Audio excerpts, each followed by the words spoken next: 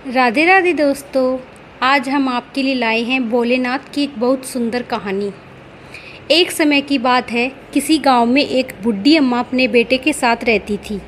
माँ बेटे बहुत मेहनत मजदूरी करके अपना गुजारा करते थे। एक बार बुढ़ी अम्मा के मन में विचार आया कि अब उसका पुत्र विवाह के योग्य हो गया है, अब उसे अपने लिए बहू ले आना चाहिए।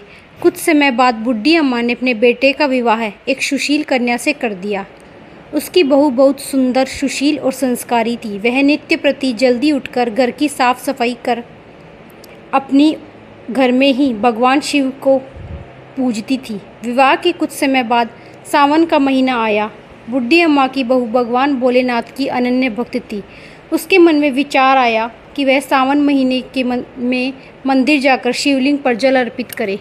वह अपने मन में विचार कर उसने सास से कहा, माताजी, सावन का महीना शुरू हो गया, मैं शिव मंदिर जाकर पूजा पाठ करना चाहती हूँ, शिवलिंग पर जल अर्पित करना चाहती हूँ।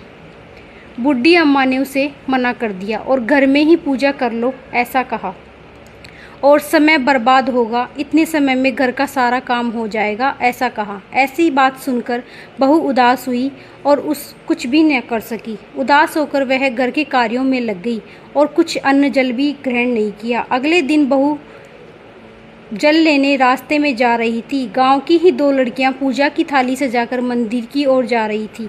उसने उन्हें रोका और पूछा, तुम सब कहाँ जा रही हो? तब वह बोली, सावन का महीना शुरू हो गया, हम सब भगवान भोलेनाथ का पूजन करने जा रहे हैं। यह सुन वह उदास हो गई। लड़कियों ने पूछा कि आप क्यों उदास हुई? वह बोली, भगवान शिव मेरे आराध्य हैं, लेकिन मेरी सास ने मुझे मंदिर जाकर पूजा करने से मना कर दिया।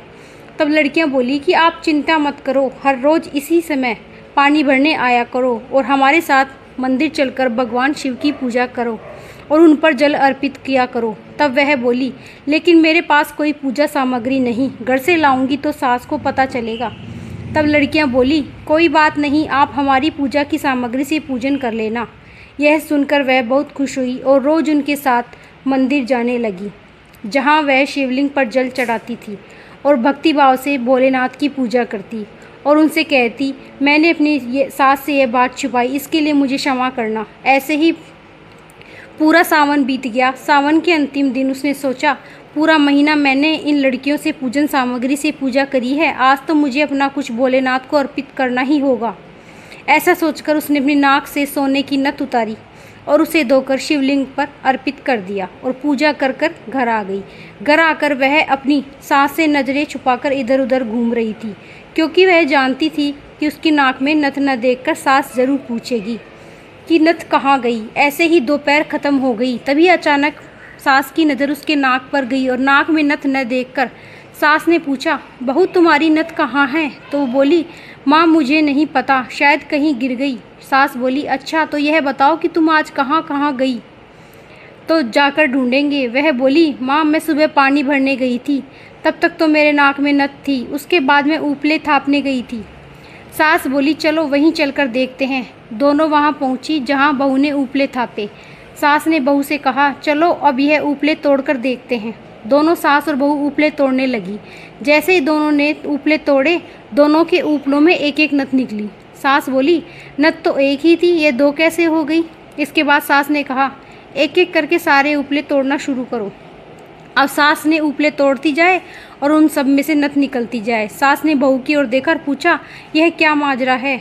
तो बहू ने सास से क्षमा मांगते हुए सारी बात बताई और कहा कि भगवान भोलेनाथ का आशीर्वाद है, आज मैंने सावन की समाप्ति पर उन्हें अपनी नथ अर्पित की थी और उन्होंने मुझे इतनी सारी नथ वापस कर दी। सास बहू की बात सुनकर बहुत खुश हुई और कहा, सावन माह में स्नान जब तब से इतना महत्व है, तो अगले साल मैं भी और हम दोनों मिलकर शिवलिंग पर जल चढ़ाएंगे, पूजा पाठ करेंगे। अगला सावन आया। आने पर दोनों सास बहू ने नियम से सावन का स्नान किया, पूजा पाठ जब तब किया। भगवान भोलेनाथ की कृपा से बहू और माता के घर पर अन्न धन के भंडार भर गए। बहू को एक सुंदर पुत्र रत्न की प्राप्ति हुई। भोलेनाथ आप जैसी कृपा उन पर करी, वैसी ही सब पर करना, कहते हुए सुनते हुए हुंकारा भरते हुए सब पर करना। बोलिए जय भोलेनाथ की। अगर यह कहानी आपको अच्छी लगी हो तो चैनल पर लाइक, सब्सक्राइब, कमेंट में जय माता दी लिखिए और कमेंट बॉक्स में अपनी राय ज़रूर दीजिए कि यह सोमवार की कहानी आपको कैसी लगी। राधे राधे।